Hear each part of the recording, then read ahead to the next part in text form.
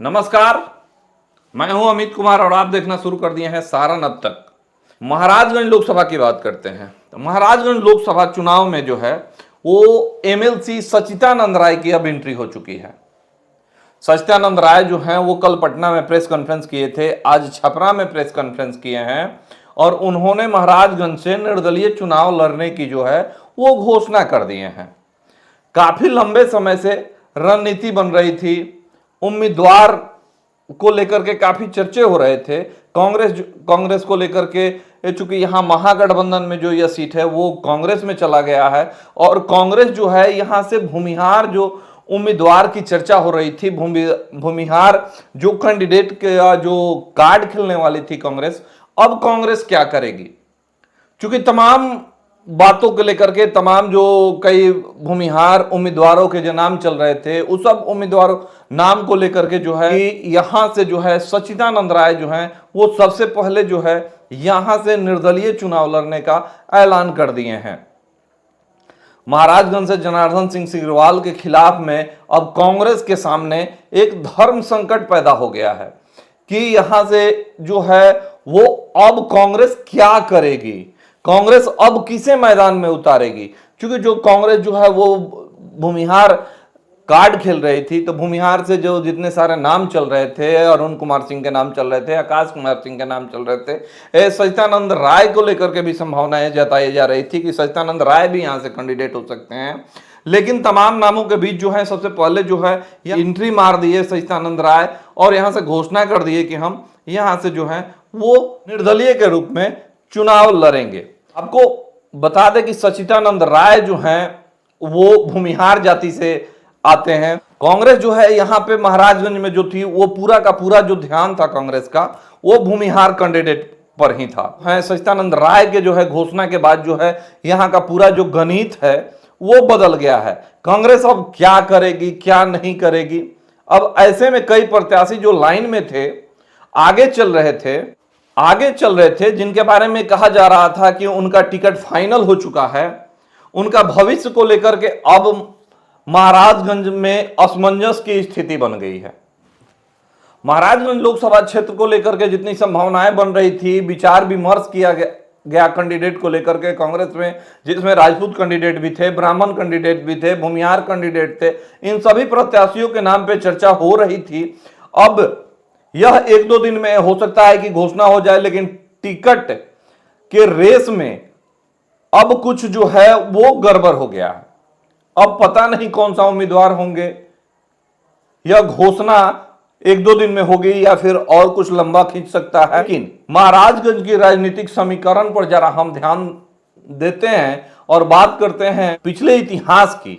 सचिदानंद राय को मैदान में आने से महाराजगंज की राजनीति में क्या अंतर आएगा, महाराजगंज की राजनीति कैसे प्रभावित होगी और सचिदानंद राय के आने के बाद महाराजगंज की लड़ाई जो है वह कैसे होगी। लेकिन इसके पहले हम महाराजगंज के पिछले इतिहास को देखते हैं तो बात करते हैं 1991 में गिरजा देवी इकलौती भूमिहार की प्रत्याशी थी। उन्होंने राम बहादुर सिंह को हराकर और महाराजगंज से जो है बड़ी जीत हासिल की हुई थी और जो है गिरजा देवी महाराजगंज से सांसद बन गई थी। उसके बाद कोई भूमिहार कैंडिडेट महाराजगंज से आज तक जीत नहीं पाया है। लड़ाई जो हुई है वो टक्कर की लड़ाई हुई है, जो फाइट हुआ है, जो कैंडिडेट तो आए हैं लेकिन टक्कर की लड़ाई हुई है, लेकिन कोई जीत नहीं पाया है। अगर जिस तरह से इस समय जो कांग्रेस जैसे जातीय गठबंधन पे जो है जाति गोटी बैठा करके जो टिकट देने के प्रत्याशी की घोषणा करने के लिए करके अटकलें जो चल रही थी, अगर उसमें हम देखते हैं तो वर्ष 1998 में जब यहां से प्रभुनाथ सिंह चुनावी मैदान में थे तो राजपूत जाति के प्रभुनाथ सिंह हैं, आप सभी लोग जानते हैं, और उनके खिलाफ कांग्रेस से भूमिहार जाति के महाचंद्र प्रसाद सिंह चुनावी मैदान में थे। हम आपको बता दें कि यहां पर उस समय जब महाचंद्र प्रसाद सिंह चुनाव लड़ने के लिए आए थे, बहुत तेज हवा चल रही थी महाचंद्र प्रसाद सिंह की। महाचंद्र प्रसाद सिंह आंधी तूफान की तरह आए थे और पूरा क्षेत्र में यह चर्चा होने लगा था कि इस बार जो है महाचंद्र प्रसाद को कोई रोक नहीं सकता है। लेकिन उस समय भी यह देखने को मिला था कि जितनी गुलबंदी महाचंद्र प्रसाद सिंह के पक्ष में देखने को मिली, उससे ज्यादा गुलबंदी जो हुआ वो प्रभुनाथ सिंह के पक्ष में हो गई और बड़ी ही आसानी से प्रभुनाथ सिंह उस समय चुनाव जीत गए थे। उसके बाद आया वर्ष 1999 का 1999 का चुनाव, क्योंकि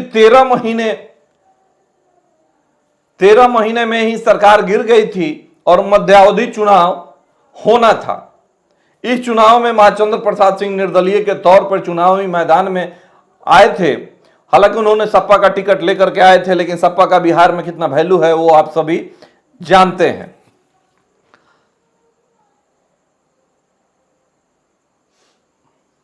लेकिन और उस लिहाज से प्रभुनाथ सिंह चुनावी मैदान में उनके सामने थे और महाचंद्र प्रसाद सिंह को 1 लाख से भी कम वोट आया हुआ था। आप अंदाजा लगा सकते हैं कि लड़ाई कैसी रही होगी। इसके बाद जो है किसी पार्टी ने भूमिहार प्रत्याशी पे दांव नहीं लगाया और 2014 के चुनाव में जितेंद्र स्वामी जो राजद के चुनावी मैदान में उतरे थे, प्रभुनाथ सिंह के खिलाफ जबरदस्त टक्कर दिए थे। 2014 में प्रभुनाथ सिंह और जितेंद्र स्वामी जो राजद के कैंडिडेट थे, उस समय दोनों में काफी टक्कर हुआ था, लेकिन जबरदस्त टक्कर में उस समय भी प्रभुनाथ सिंह जो हैं वो जीत गए थे। उसके बाद 2009 का चुनाव आया, तब जितेंद्र स्वामी के पिताजी उमाशंकर सिंह, जिन्हें नेताजी के नाम से भी जाना जाता है, उन्होंने राजद के टिकट पर प्रभुनाथ सिंह को चुनावी मात दे दी थी, चुनाव में हरा दिया था और यह तय हो गया कि महाराजगंज में राजपूत ही हरा सकते हैं। 13 में उमाशंकर सिंह की मृत्यु हो गई। मृत्यु के बाद जो है फिर यहां पे चुनाव हुआ। उस समय जो है जनता दल ने पीके शाही भूमिहार जाति पर जो है वो दाव लगाया। उस समय प्रभुनाथ सिंह जो थे वो राजद के उम्मीदवार थे, चूंकि वो जनता दल यू छोड़ करके और राजद में चले गए थे, तो उस समय भी प्रभुनाथ सिंह जो हैं वो पीके शाही को मात दे दिए थे। एक बार फिर जो है यहाँ पे भूमिहार कार्ड जो है वो फेल कर गया था। अब इसके बाद आगे चलते हैं 2014 में। तो 2014 का चुनाव आया। उस समय जनता दल यू अलग चुनाव लड़ रही थी, आरजेडी अलग चुनाव लड़ रही थी और भाजपा जो है वो अलग चुनाव लड़ रही थी। उस समय जो है वो भाजपा से पहली बार मैदान में आए हुए थे जनार्दन सिंह सिग्रीवाल। जनता दल यू है जो उस समय एक भूमिहार प्रत्याशी मनोरंजन सिंह और धूमल सिंह को मैदान में उतारी थी, जो बनियापुर से भी विधायक रहे थे। और जो है उस समय राजद से प्रभुनाथ सिंह जो है वो मैदान में आए हुए थे, लेकिन इन दोनों आदमी को हरा करके और जनार्दन सिंह सिग्रीवाल जो हैं जो बीजेपी के टिकट पे यहां से लड़ रहे थे, वो यहां दोनों आदमी को, मनोरंजन सिंह धूमल को भी और प्रभुनाथ सिंह को भी हरा करके और यहां से जनार्दन सिंह सिग्रीवाल 2014 में पहली बार जो है वो यहां से चुनावी बाजी जीत गए थे। और यहां पे एक बार फिर जो है वो भूमिहार कार्ड जो खेला गया था, वो भूमिहार कार्ड जो है वो फेल हो गया। 2019 का चुनाव आया, जहां सीधे सीधे मुकाबला था जनार्दन सिंह सिग्रीवाल के बीच में और राजद के प्रत्याशी थे रणधीर कुमार सिंह। चूंकि उस समय प्रभुनाथ सिंह की सजा हो गई थी और प्रभुनाथ सिंह जो है वो जेल में चले गए थे, तो राजद के प्रत्याशी के रूप में रणधीर कुमार सिंह थे। और उस समय साधु यादव जो लालू यादव के साला हैं वो भी चुनाव लड़े हुए थे, लेकिन उस समय भी 2019 में भी जो हुआ वो ये लोग हार गए और फिर एक बार जो है जनार्दन सिंह सिग्रीवाल जो है वो यहां से चुनावी बाजी जीत गए। अब हम बात करते हैं 2024 की। तो फिर एक बार 2 बार के सांसद रहे जनार्दन सिंह सिग्रीवाल, एनडीए के प्रत्याशी हैं। वहीं महागठबंधन जो है यह कांग्रेस सीट कांग्रेस के खाते में चला गया है और कांग्रेस जो है वो अभी तक अपना पत्ता नहीं खोली है।